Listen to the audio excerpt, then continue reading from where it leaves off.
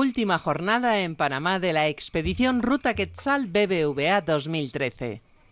Los ruteros tienen una cita con la historia en Panamá Vieja, nombre con el que se conocen los restos arquitectónicos de la primera ciudad española construida en la costa del Pacífico. Fue fundada el 15 de agosto de 1519 por el gobernador Pedrarias Dávila, después de ajusticiar en Acla a Vasco Núñez de Balboa. Desde aquí salieron las expediciones de Pizarro y Almagro, que culminaron con la conquista del Imperio Inca. La ciudad de Panamá se convirtió entonces en el enclave de la ruta marítima y comercial más importante de la historia del continente americano. Hasta Panamá llegaban los navíos cargados con las riquezas y tesoros del Perú, y desde aquí eran transportados hacia Nombre de Dios y Portobelo en la costa del Atlántico, donde eran embarcados rumbo a España. Los historiadores calculan que por aquí pasó el 60% de la plata que llegó hasta Sevilla entre los siglos XVI y XVII. Este fabuloso tráfico marítimo no escapó a la codicia de los piratas ingleses. El 28 de enero de 1671, Henry Morgan asaltó Panamá al frente de 1.200 hombres. Los hombres de Morgan saquearon y quemaron Panamá, y la ciudad quedó tan destruida que los españoles decidieron trasladar el emplazamiento de la capital al actual casco antiguo. Los restos de la antigua catedral son el monumento más importante de Panamá Viejo, y su torre campanario es el elemento de mayor presencia urbana dentro del sitio arqueológico, declarado Patrimonio de la Humanidad por la UNESCO.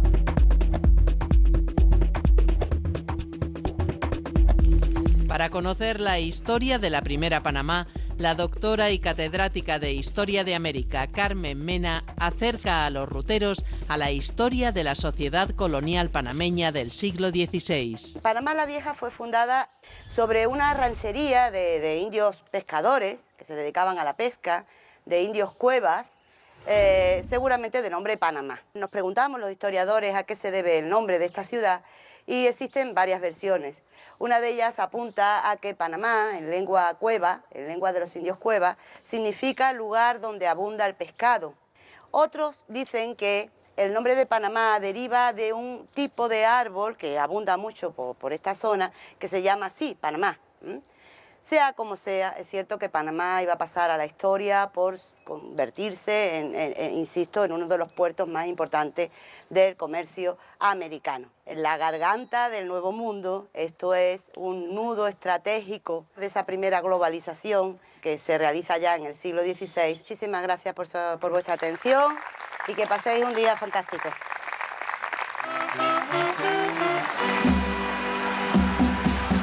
Desde Panamá Vieja, los ruteros se dirigen al aeropuerto de Tocumen, donde les espera el avión que les llevará hasta Madrid.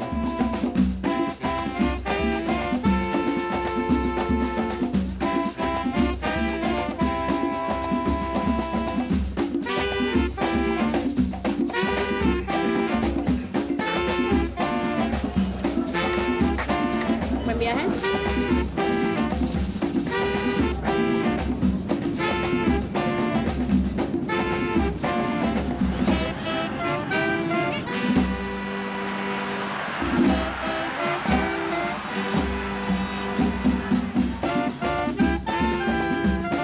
Estamos cerca de España y siento un poco de emoción porque es la primera vez que salgo de América y me espero buenas cosas de España y que todo sea para convivir más con mis nuevos compañeros.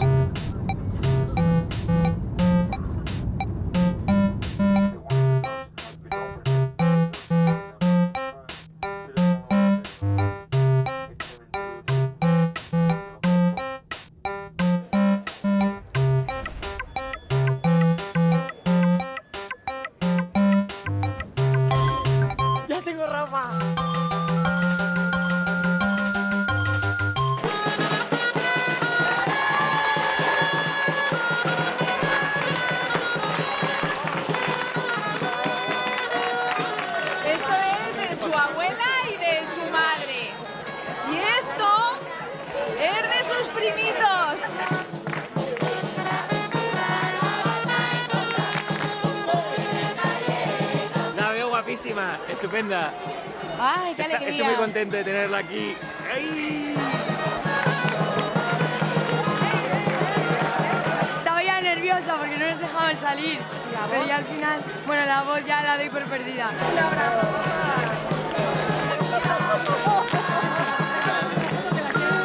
Muy bien, le veo muy bien, le veo. Lo ha superado todo, o sea que estamos encantados.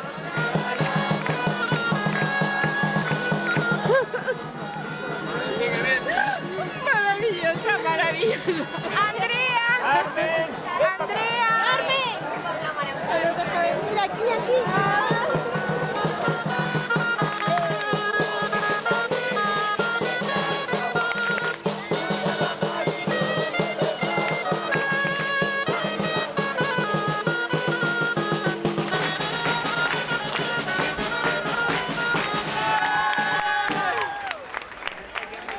A la llegada al campamento situado en la Universidad Francisco de Vitoria, familiares y amigos de los ruteros acuden a recogerlos.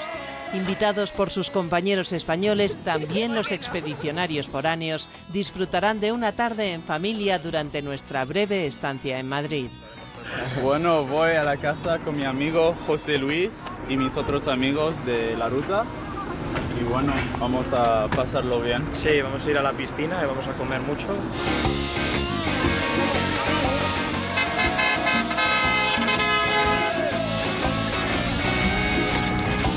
Oye, cuéntame a dónde te llevas a toda esta gente. A mi casa. Elizabeth de Malta, María de Reino Unido, Sanja de Eslovenia y Saraí de El Salvador. Adiós y pasarlo muy bien.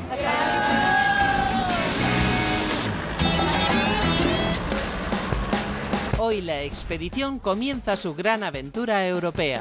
Por primera vez, Ruta Quetzal BBVA viajará al corazón de Europa para iniciar en Flandes una nueva etapa de la expedición 2013. Estamos en la Universidad Francisco de Vitoria y comenzamos la gran aventura europea. Hoy salimos hacia Bruselas. Nos esperan más de 21 horas de camino y sobre todo la aventura de la Europa de Carlos V. El viaje a Bélgica tiene dos objetivos: conocer el legado de Carlos V en Flandes, cuna del emperador, y descubrir la realidad de la gran Europa del siglo XXI en el Parlamento Europeo de Bruselas. Por delante tenemos más de 1.500 kilómetros.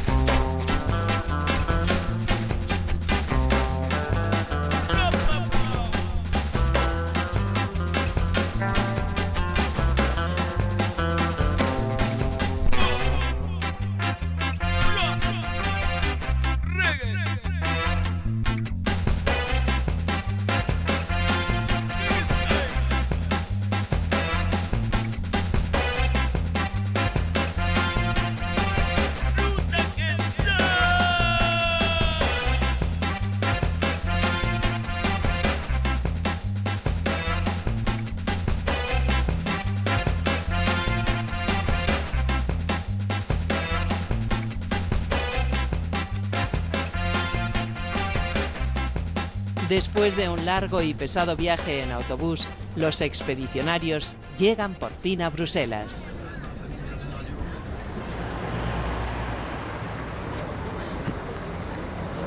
Buenos días a todos, chicos. Bueno, chicos, tenemos el desayuno que nos ofrece el ejército y hoy tenemos para desayunar 2 sobres de café, un tubo de leche condensada azucarada, una tarrina de confitura de ciruela, un paquete de galletas dulces y una chocolatina con leche. Tenemos como complementos 2 pastillas de potabilizadoras, 2 pastillas de combustible para el fuego, para calentar bien el café. Pienso que estoy haciendo leche y voy a calentarlo con eso.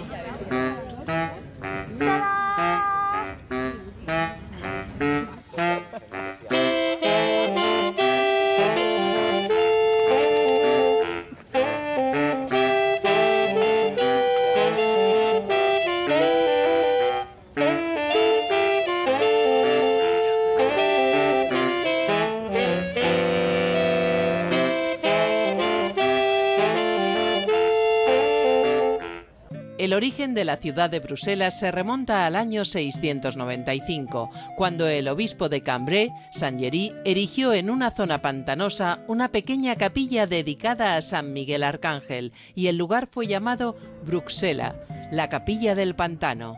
Desde el año 925 la ciudad pertenece al Ducado de Brabante, que depende a su vez del Sacro Imperio Germánico.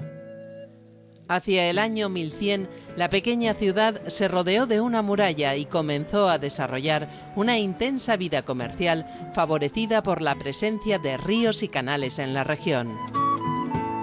A esa época pertenece el duque de la Baja Lorena, Godofredo de Bouillon, cuya estatua domina la plaza del Palacio de Bruselas.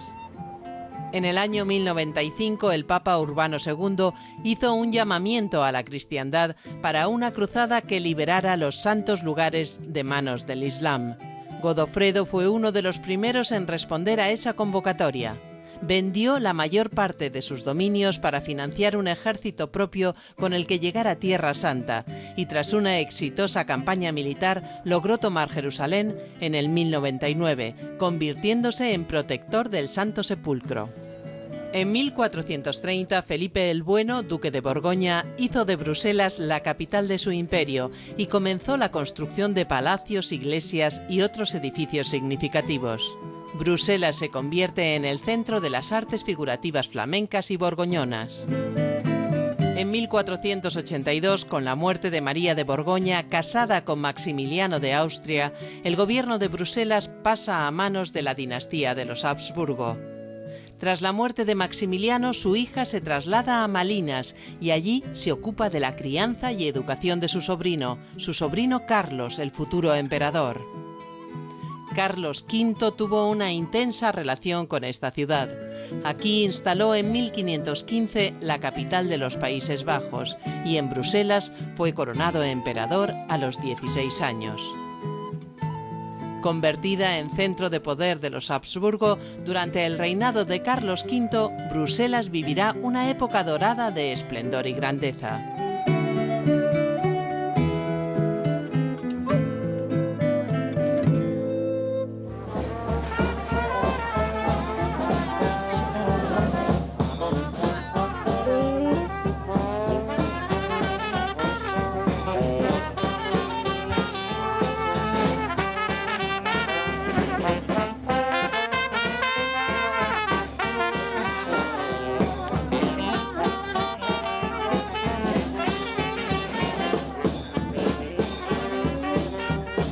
Apenas la vi me quedé sin palabras. Nunca había visto algo así. Hermoso, hermosísimo.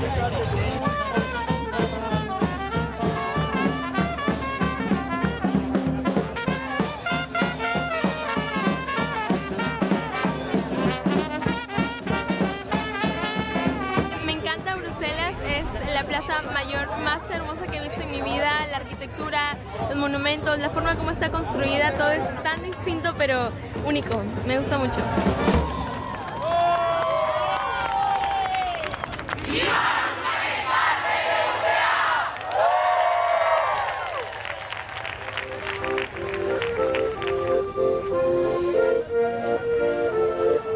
Maldicking Peace es un niño que está haciendo pipí, mide 30 centímetros y la historia es bastante graciosa. Es que hace mucho tiempo los franceses habían puesto una bomba en la plaza principal. Todo el mundo se puso a correr y el niño de 3 años no sabía nada. Entonces tenía ganas de hacer pis, vio un cajón e hizo pis. Milagrosamente apagó la mecha que iba a accionar la bomba. Es el salvador de toda esta gran y hermosa ciudad con solo hacer pis.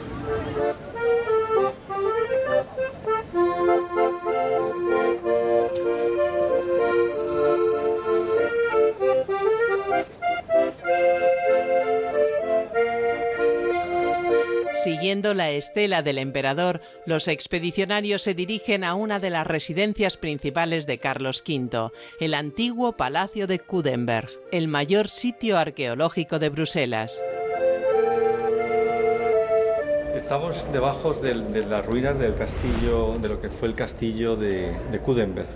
Esta era una colina muy pequeñita que dominaba las partes medias y bajas de Bruselas, y este palacio en realidad se formó a partir del siglo XII, o sea que es medieval.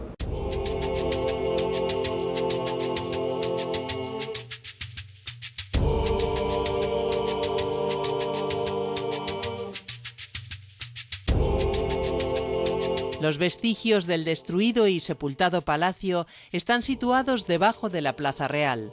El antiguo Palacio de Bruselas fue construido entre los siglos XI y XII sobre la colina de Coudenberg. Con el paso de los años fue creciendo y reformándose para acoger a diferentes familias: los duques de Brabante, los duques de Borgoña, Carlos V y los archiduques Alberto e Isabel. Pronto se convirtió en un símbolo del poder real, que deslumbraba a los invitados con sus preciosos jardines y colecciones artísticas, hasta que en 1731 un incendio arrasó la zona destruyendo el palacio. Fue la gobernadora que había en el año 1731 la que, según algunas narraciones, dejó una noche velas encendidas y como el palacio tenía muchos tapices, tenía muchas alfombras, esta es una zona muy fría, tenía muchas mantas, enseguida prendieron y se quemó, se arrasó todo. 40 años después del gran incendio, las ruinas del palacio fueron derruidas y sepultadas para la construcción del nuevo Palacio Real de Bruselas. En 1994, la ciudad de Bruselas emprendió los primeros trabajos para recuperar los vestigios de la gran sala del palacio. El lugar donde el 25 de octubre de 1555 Carlos V abdicó en su hijo Felipe II el gobierno de los Países Bajos, en el transcurso de una emotiva ceremonia que hizo llorar al emperador. Unos días antes, el emperador había entregado el toisón de oro, que representaba también la renuncia al título de Gran Maestre de las tres principales órdenes militares: Santiago, Alcántara y Calatrava. Unos meses más tarde, el 16 de enero de 1556, también en este palacio, se escenificó la abdicación de los reinos de Castilla, Aragón, Sicilia y las Indias, convirtiendo a Felipe II en el monarca más poderoso de la cristiandad. El 8 de agosto de 1556, Carlos V dejó Bruselas para dirigirse a su retiro en Yuste, en España.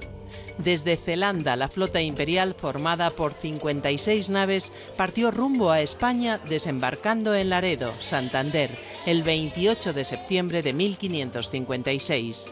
El emperador ya nunca regresaría a su Flandes natal. Después de conocer el pasado, la expedición se prepara para conocer el presente. Llegamos a la sede del Parlamento Europeo en Bruselas. El Parlamento Europeo es la única asamblea parlamentaria multinacional del mundo y la única institución de la Unión Europea elegida directamente por sus ciudadanos. Representa a 500 millones de europeos de los 27 Estados miembros de la Unión. El Parlamento cuenta con 736 eurodiputados distribuidos en grupos formados por afinidades políticas y no por nacionalidades. Aquí se celebran las comisiones parlamentarias y algunas sesiones plenarias adicionales al Parlamento de Estrasburgo.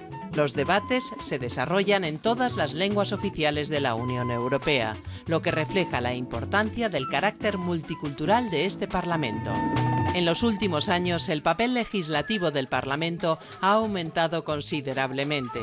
Antes, los diputados adoptaban leyes dirigidas sobre todo a facilitar la circulación de personas, mercancías y capitales, o a la protección del medio ambiente y los consumidores.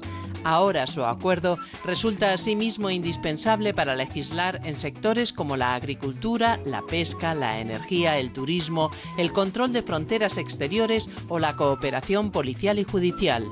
El Parlamento Europeo ejerce también su influencia en la política exterior de la Unión. Todos los acuerdos internacionales se someten a la aprobación de los eurodiputados. También se celebran regularmente debates sobre derechos humanos y se envían observadores a todo el mundo para verificar el carácter libre y justo de las elecciones. ¿Para qué sirve la política? Sobre todo para evitar la guerra, para aprender a resolver conflictos. Y el mito europeo, que es un mito en el que muchos de los que estamos aquí creemos, pero que no deja de ser una utopía. Europa es todavía una construcción. Hay muchos en Europa que no creen en Europa y que están incluso aquí, de lo cual nos alegramos. Es preferible que la democracia sea lo más incluyente posible, o sea, que el máximo de gente esté aquí y que podamos ir construyendo Europa paso a paso. Tenemos una enorme oportunidad de confrontar y afrontar unidos la cantidad de retos extraordinarios que tiene el mundo, que nos toca vivir ya, si juntos, manteniendo nuestra personalidad, nuestro carácter, nuestros rasgos nacionales, afrontamos cuestiones que son importantes para competir mejor en el mundo, ¿no? Y tener más posibilidades de que nuestras economías crezcan, de que haya más empleo, etcétera. Haciéndolo juntos tenemos más posibilidades. ¡Viva el Parlamento Europeo!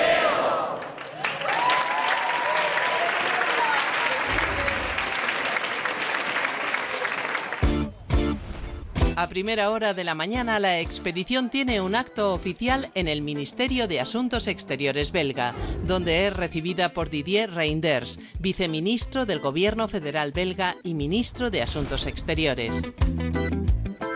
We don't have any lessons to give from Belgium and from Europe to the rest of the world, but it's possible to share an experience.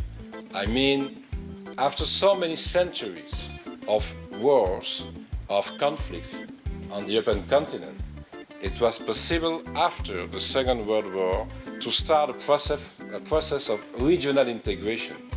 And we are living for the first time, during a so long period of time, in peace, with more and more democratic countries inside the European Union, and with a better welfare, also during the crisis, like now, that it's important to repeat outside Europe that the regional integration is maybe the only one solution to avoid many conflicts in the world.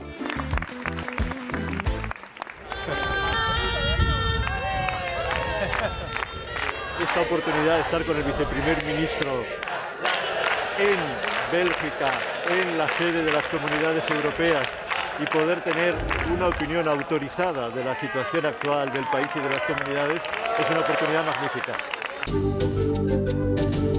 El programa académico de la expedición continúa. Los ruteros se dirigen al Instituto Cervantes de Bruselas para conocer la histórica relación del emperador Carlos V con Bruselas.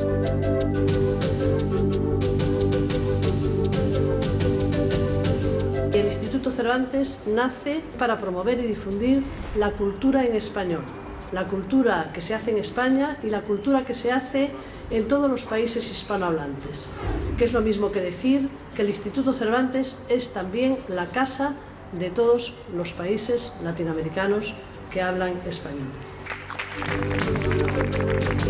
Muchas gracias, María, por haber prestado esta magnífica instalaciones del Instituto Cervantes. Europa, la Europa moderna, la Europa que sale de la Edad Media y que se articula en torno a los estados nacionales en el siglo XV y sobre todo a partir del siglo XVI, no se comprendería bien en su totalidad ni cabalmente si no entendemos la figura de Carlos, del emperador. Personifica todo un cambio, es una figura señera en el paso de la Edad Media a la Edad Moderna y sobre todo es la primera persona que concibe a Europa como una continuación de la idea imperial romana, solamente que en lugar de basarse sobre el derecho y sobre la conquista militar como el Imperio Romano, el príncipe Carlos, futuro emperador, pensaba que Europa tenía que ser fusionada o de alguna forma regida a través de la identidad religiosa, de la religión católica.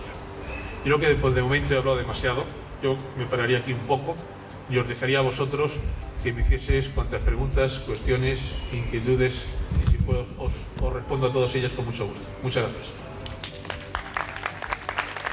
Y usted mencionó al principio que Carlos V había heredado tierras en América. Me gustaría saber cuáles eran esas tierras y también me gustaría saber cuál fue el papel que Carlos V jugó en la colonización de los españoles en Latinoamérica.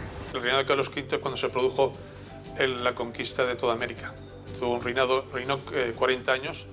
En ese dilatado periodo, lógicamente, se descubre primero por Cortés y se conquista México, después por Pizarro Perú, Pedro Valdivia, Chile, etcétera, etcétera. Cuando él abdica, ya están descubiertos todos los terrenos y todos los territorios y conquistado la mayor parte de ellos.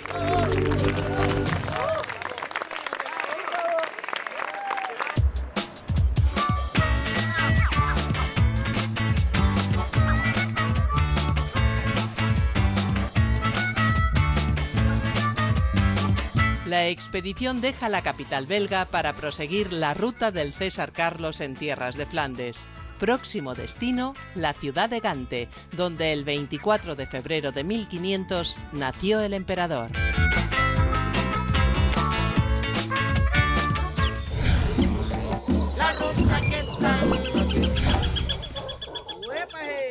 ¿Qué fue para mí la ruta Quetzal?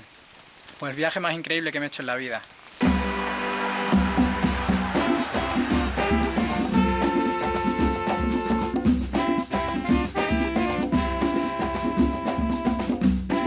Soy biólogo, mis compañeros de Tropical Herbing y yo vamos a sacar veneno a esta Botrus asper y hacerle también una extracción de sangre y además sexarla, que es una Botrus de 1,20 m. Decir que esta es la víbora que más mordeduras provoca en Ecuador y posiblemente en Sudamérica, al igual que muertes.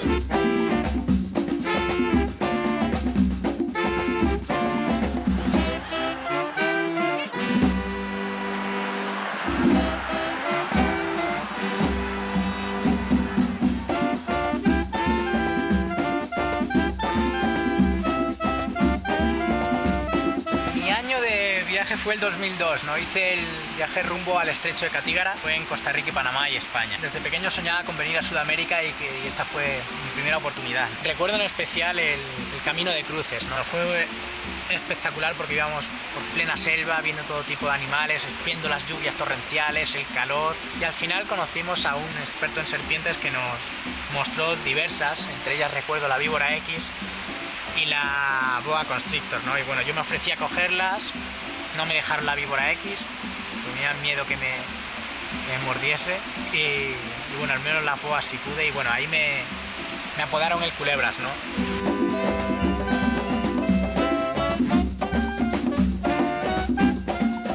Nada es más enriquecedor que la cultura del viajar y si ese viaje precisamente tenéis la oportunidad de hacerlo con gente de tan variada cultura es una oportunidad única para aprender, ¿no? Y abrir la mente. Y aprovecharlo al máximo pues puede marcar un antes y un después en vuestra vida, ¿no? Como fue en mi caso. Es probable que si yo no hubiera hecho la ruta Quetzal ahora mismo no estaría aquí, no estaría realizando mi sueño.